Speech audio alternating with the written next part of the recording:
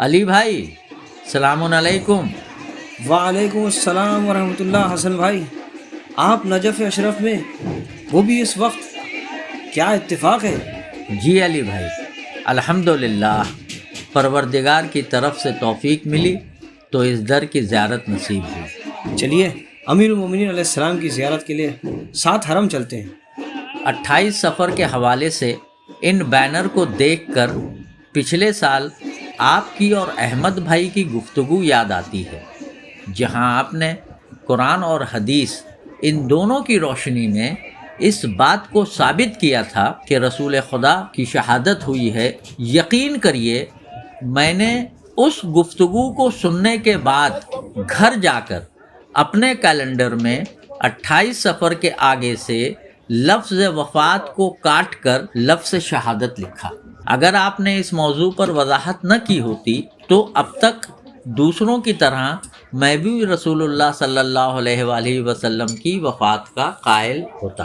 بالکل صحیح کیا حسن بھائی، کاش وہ دن جلد آئے جب تمام مسلمان ہجری کیلنڈر میں 28 سفر کو روز شہادت رسول اللہ صلی اللہ علیہ وآلہ وسلم لکھنا شروع کریں۔ در حقیقت اس میں شک و شبہ کی کوئی گنجائش ہی نہیں ہے، اور ہم لوگوں کے لیے تو بالکل واضح ہے کہ پیغمبر کی شہادت واقع ہوئی، اور کوئی انسان اس پر شک کرے بھی تو کیسے، جبکہ ان پر نہ جانے کتنی مرتبہ جان لیوا حملہ کیا جا چکا تھا۔ جان لیوا حملہ، اور وہ بھی پیغمبر پر؟ یہ آپ کیسے کہہ سکتے ہیں؟ کس نے حملہ کیا اور کب کیا؟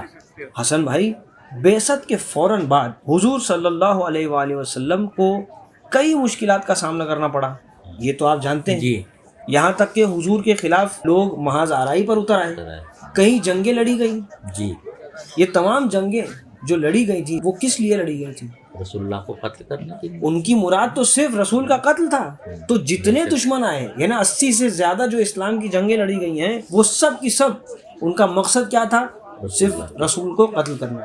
اور آپ کو سن کر تعجب ہوگا کہ صرف ایک مرتبہ نہیں بلکہ حیات پیغمبر میں کم از کم 10 مرتبہ تو ڈائریکٹ ان کی جان پر حملہ کیا گیا، اس کی کوشش کی گئی۔ اور یہ 10 حملے جو رسول خدا صلی اللہ علیہ وآلہ پر ہوئے وہ جنگوں کے علاوہ ہیں، یعنی وہ 80 سے زیادہ جنگیں ہیں، اس کے علاوہ یہ 10 حملے ہیں، جن میں سے 8 حملے مشرکین نے کیے اور 2 حملے تو منافقین نے کیے، جو رسول کی بزم میں بیٹھتے تھے، ان کا کلمہ پڑھتے تھے، لیکن حضور کے خلاف منصوبہ بندی میں لگے رہتے تھے۔ اور جہاں تک مشرکوں کے حملے ہیں تو جیسے ابو لہب کا پیغمبر پر وار کرنے کی کوشش کرنا، تمام جنگیں ایک طرف ہیں۔ شب ہجرت کا واقعہ، پیغمبر کو ہجرت کیوں کرنی پڑی مکہ سے مدینہ؟ ہجرت کی رات سریقہ ابن مالک نامی شخص کا حملہ کرنا پیغمبر کے پر، تاریخ خود اس بات کی گواہ ہے، تاریخ شاہد ہے کہ اس حملے کے ڈر سے غار کے ساتھی ڈر کے رونے لگے۔ آپ نے منافقین کے حملوں کے بارے میں نہیں بتایا، انہوں نے کب اور کیسے رسول اللہ پر حملہ کرنے کی کوشش کی؟ حسن بھائی، یہ اچھا سوال ہے۔ آپ نے جنگ تبوک کے بارے میں تو سنا ہے؟ جی علی بھائی، جو 9 ہجری میں واقع ہوئی، اور یہ وہ واحد جنگ تھی جس میں مولا علی علیہ السلام نے بحکم رسول اللہ صلی اللہ علیہ وآلہ وسلم شرکت نہیں کی، کیونکہ انہیں مدینہ میں رہ کر اسلامی حکومت کو محفوظ رکھنا تھا، کیونکہ وہاں بھی منافقین پیغمبر کے خلاف منصوبہ بندی کر رہے تھے۔ یہ وہی جنگ ہے جس میں امیر المومنین کو حضور صلی اللہ علیہ وآلہ وسلم نے مدینے میں رکنے کا حکم دیا، اور یہ رکنا امیر المومنین کی بے شمار فضیلتوں میں سے ایک اور فضیلت ثابت ہوئی کہ جب رسول اللہ صلی اللہ علیہ وآلہ وسلم نے یہ کہتے ہوئے انہیں حضرت ہارون سے تشبیہ دی، یا علی انتا منی بے منزلت ہارون من موسیٰ، اور یہ امیر المومنین کی خلافت بلا فصل کی سب سے واضح دلیل بھی ہے۔ ارے بالکل صحیح فرمایا آپ نے حسن بھائی، اور بلکہ یوں کہوں تو آپ نے تو اس جنگ تبوک کے واقعے کا دیکھا جائے تو پورا خلاصہ ہی پیش کر دیا۔ لیکن کیا آپ یہ جانتے ہیں کہ جب جنگ تبوک سے پیغمبر پلٹ رہے تھے اس وقت کیا ہوا تھا؟ آپ بتائیں۔ یہی وہ واقعہ ہے جو مشہور واقعہ عقبہ کے نام سے جانا جاتا ہے۔ اس واقعہ عقبہ میں وہ لوگ جو پرچم اسلام کے سائے میں چھپے تھے، جو منافق تھے، ان کی منافقت عیاں ہوئی ہے، کہ ان لوگوں نے جنگ تبوک سے پلٹتے وقت پیغمبر کو شہید کرنے کی کوشش کی۔ کیا وہ افراد جنہوں نے لا الہ الا اللہ اور محمد الرسول اللہ کا اعلان کیا تھا، کیا وہی افراد رسول اللہ کی جان کے دشمن ہو گئے؟ یہ کیسے ممکن ہے؟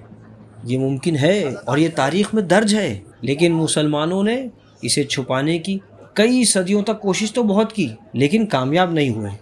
یہ حملہ، یہ پورا عقبہ کا واقعہ اور اس سے جڑا جو حملہ ہے، اس کی پوری داستان کا اشارہ خود قرآن مجید میں موجود ہے۔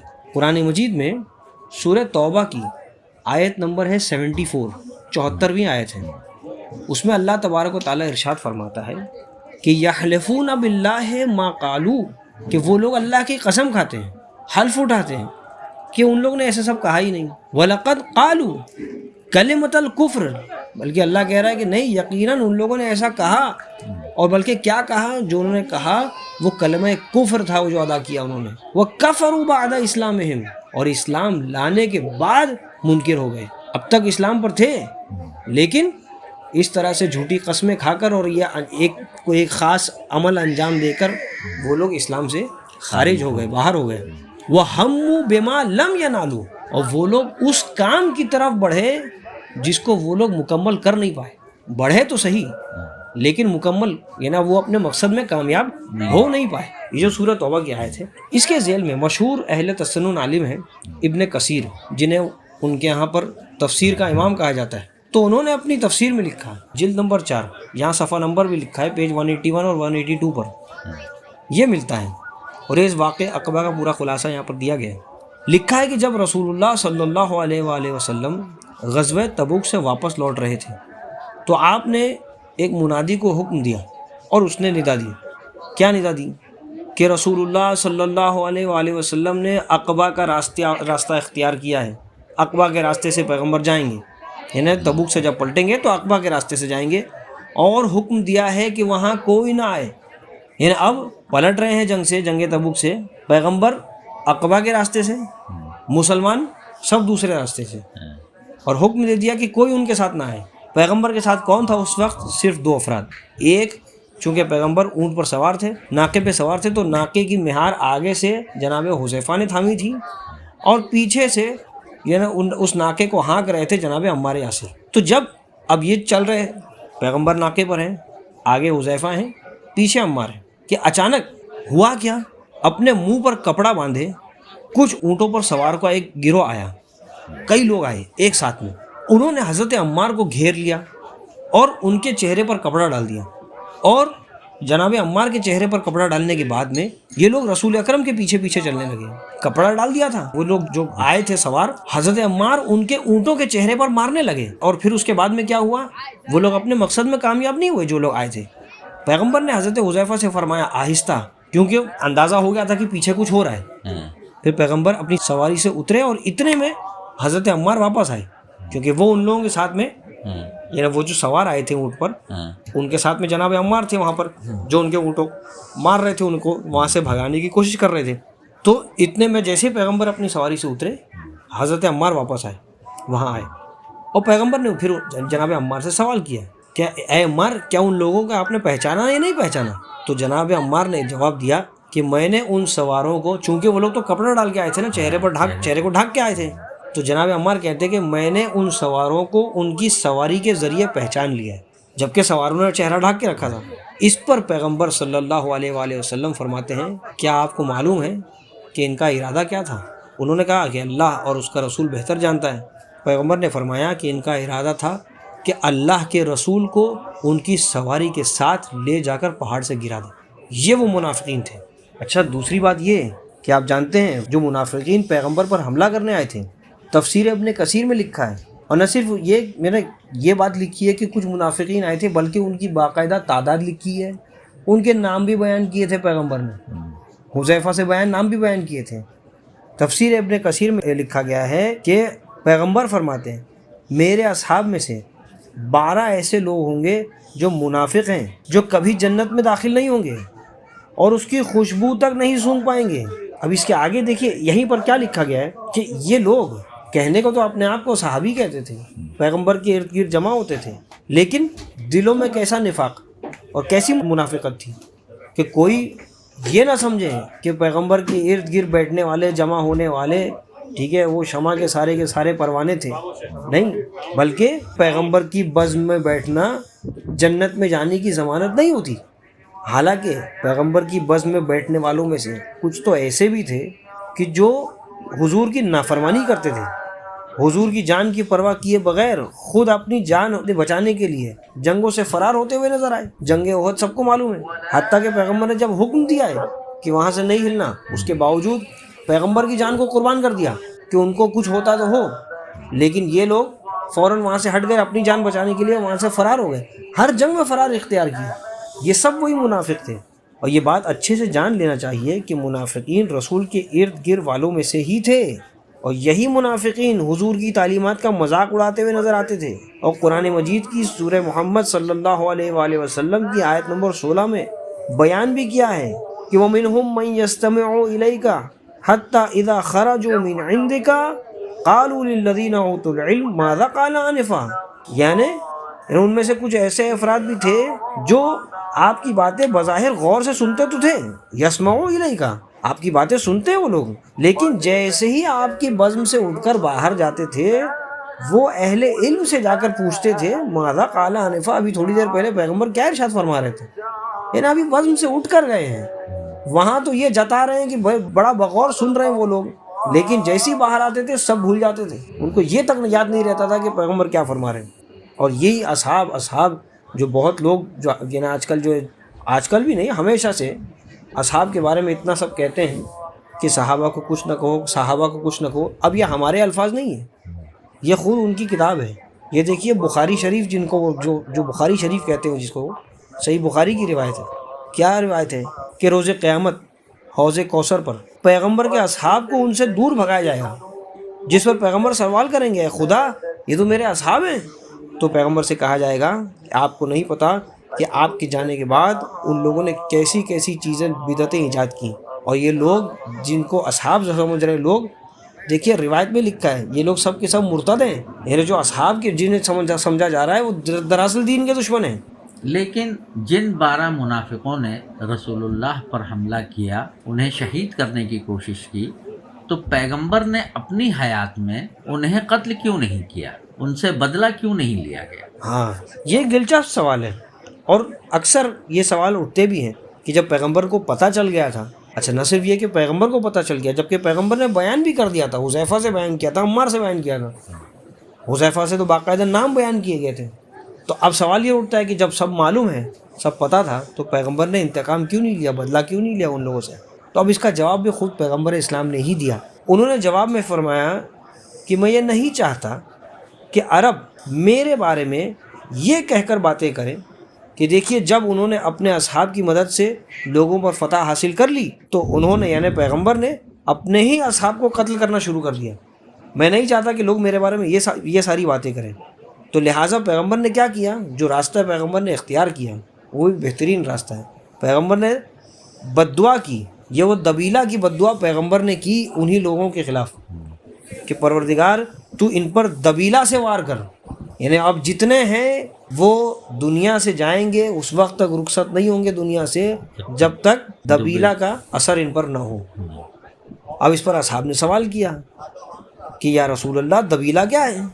تو پیغمبر نے فرمایا آگ کا گولا ان کے دلوں پہ جا کر انہیں ہلاک کر دے گا، یعنی یہ ایک ایسا لا علاج مرض ہوگا ان کے لیے کہ جو ان کو ہلاک کر دے گا۔ یہ البدایہ والنہایہ کی روایت ہے۔ تو یہ تو بہت آسان ہے کہ یہ پتہ کیا جائے کہ کن کن لوگوں کا انتقال جو ہے وہ دبیلا سے ہوا ہے۔ بے شک اب یہاں رسول اللہ صلی اللہ علیہ وآلہ وسلم نے انتقام کو اللہ کے حوالے کر دیا اور ان کے لیے ایسی بد دعا کی جو ان کو ہلاک کر دے گی۔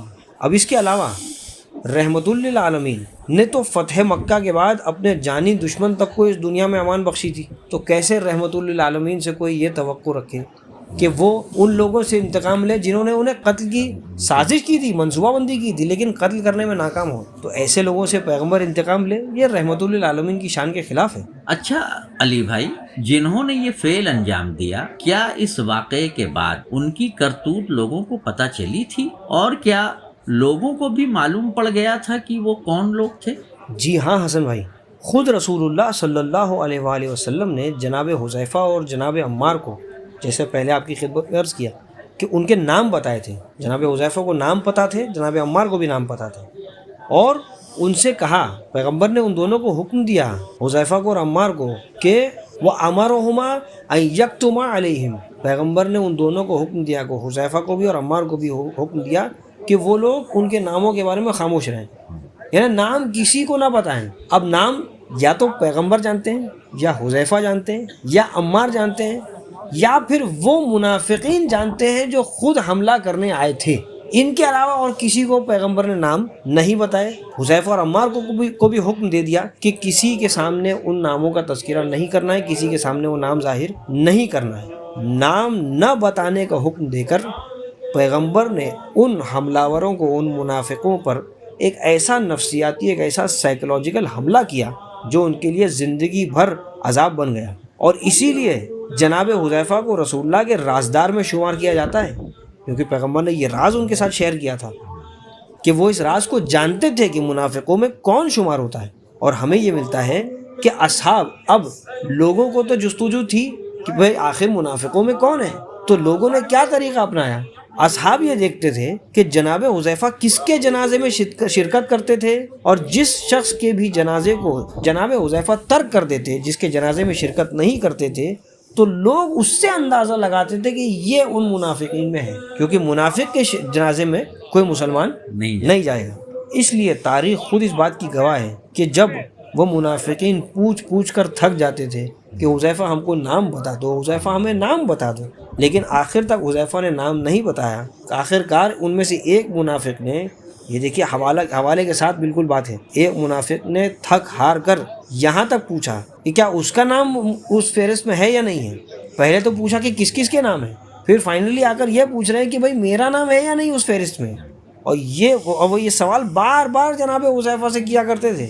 اور آخر کار کیا ہوا؟ ایک روایت تو ایسی ملتی ہے جہاں پر وہ جناب جو آ کر جناب حذیفہ سے سوال کرتے تھے، انہیں خود یہ کہنا پڑا کہ خدا کی قسم حذیفہ میں ہی ان منافقین میں سے ہوں۔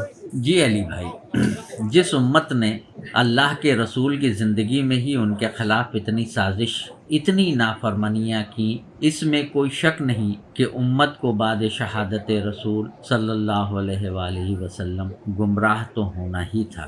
آپ یہ کہہ رہے ہیں حسن بھائی، ان لوگوں نے پیغمبر کی نافرمانی میں کوئی کسر نہیں چھوڑی، یہ تو صرف ابتدا تھی۔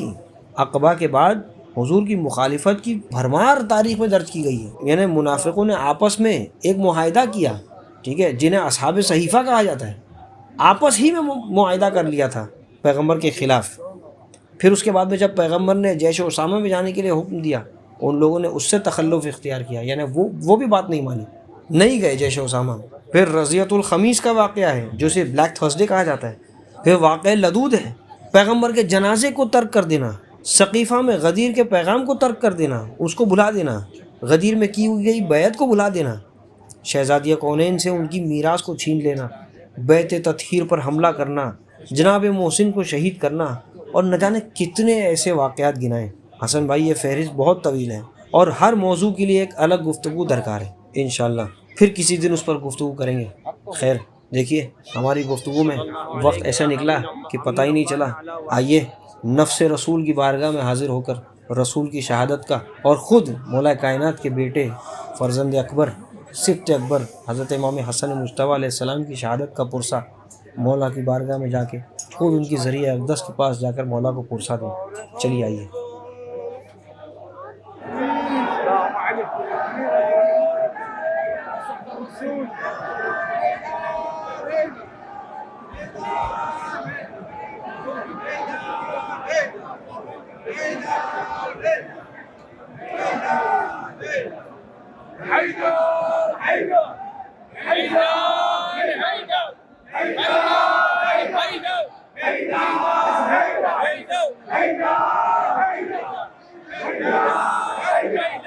Hey,